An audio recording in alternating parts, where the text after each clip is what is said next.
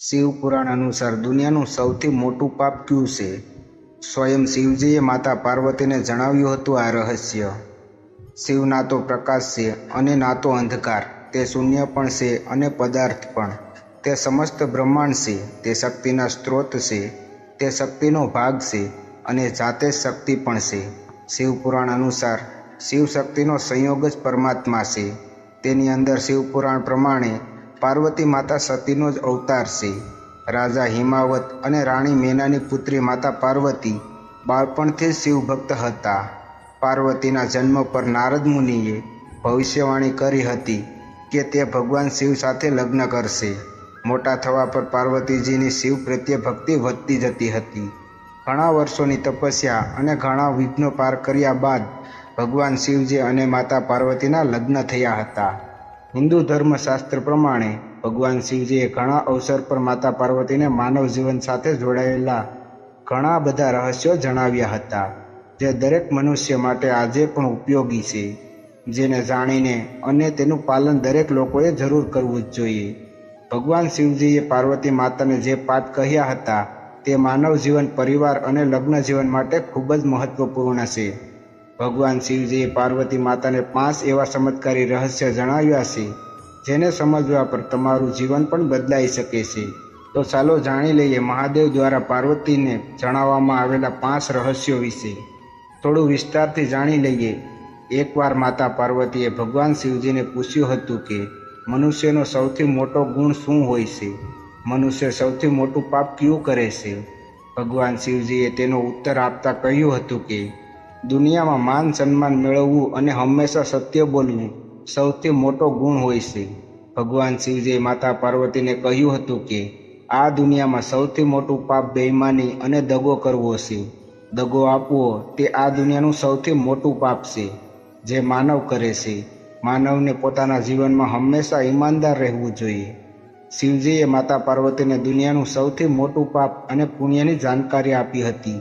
શિવજીએ કહ્યું હતું કે સત્ય બોલવું અને માન આપવું એ સૌથી મોટો ગુણ હોય છે અને દરેક જન્મમાં કરવામાં આવેલો આ ગુણ આગામી જન્મોમાં પરિણામ સ્વરૂપે સામે આવે છે. સાથે જ કપટ અને બેઈમાની સૌથી મોટા પાપ છે. જે લોકો નવા જમાનામાં દરરોજ કપટભર્યું જીવન જીવીને કમાણી અને પૈસા કમાઈ રહ્યા છે, તેઓ આગામી જન્મમાં આ પાપનું પરિણામ ભોગવવા તૈયાર રહેશે. કેટલાક લોકોને તો આ જન્મમાં જ તેના પાપની સજા મળે છે.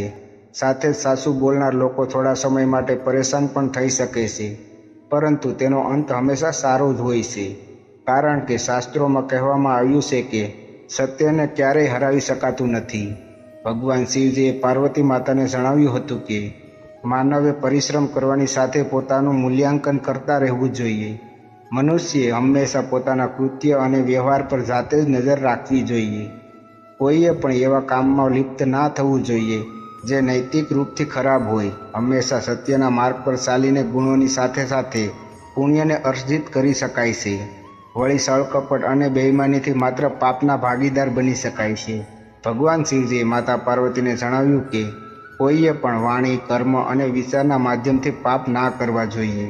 મનુષ્ય માટે સૌથી મોટું ધર્મ છે સત્ય બોલવું કે સત્યનો સાથ આપવો, અને સૌથી મોટો અધર્મ છે અસત્ય બોલવું કે તેનો સાથ આપવો.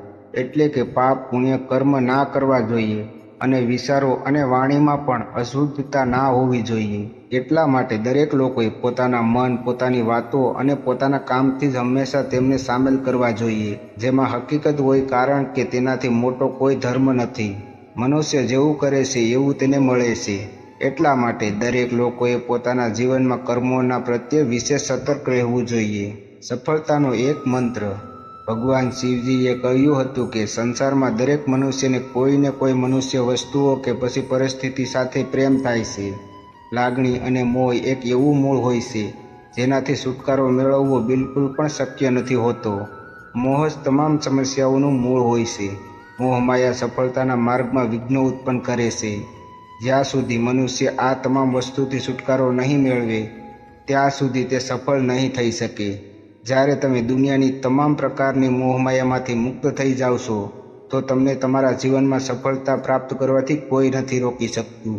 માતા પાર્વતીએ શિવજીને પૂછ્યું હતું કે આખરે આ મોહમાયાથી બચવાનો શું ઉપાય છે? ભગવાન શિવજીએ માતા પાર્વતીને જણાવ્યું હતું કે આ તમામ પ્રકારની માયાજાળથી બચવાનો માત્ર એક ઉપાય છે કે માનવ જીવનને સમજવામાં આવે અને પોતાના મસ્તિષ્કને તે અનુસાર ઢાળવામાં આવે. દરેક મનુષ્યએ પોતાની આવશ્યકતા અને ઈચ્છામાં અંતર સમજવું જોઈએ અને જે બિનજરૂરી ઈચ્છાઓ છે તેને ત્યાગી દેવી જોઈએ અને પોતાનું જીવન શાંતિપૂર્વક પસાર કરવું જોઈએ.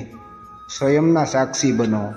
હંમેશા મનુષ્ય એવું વિચારીને ભૂલ અને પાપ કરે છે કે કોઈ તેને જોઈતો નથી રહ્યું, પરંતુ તે ભૂલી જાય છે કે તે માત્ર તેનો ભ્રમ છે. શિવજીએ કહ્યું છે કે મનુષ્યએ પોતાનો જ સાક્ષી બનવું જોઈએ. જ્યારે તેને એ વાતનો બોધ થાય છે કે તેની આત્મા તેને ખોટું કરતા જોઈ રહી છે, તે ક્ષણે તે પાછળ હટી જાય છે. કોઈ પણ વ્યક્તિ સ્વયંની આત્માથી નથી બચી શકતો.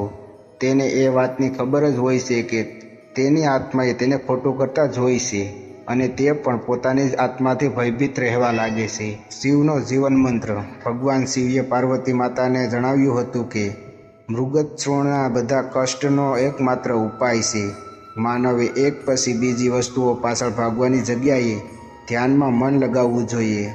કર્મના ચક્ર અને શરીરના સંબંધમાંથી મુક્તિ માટે ધ્યાનનો અભ્યાસ કરતા રહેવું જોઈએ. હર હર મહાદેવ. વિડીયો પસંદ આવે તો લાઇક, શેર અને સબસ્ક્રાઈબ કરી દેજો. જય શ્રી કૃષ્ણ.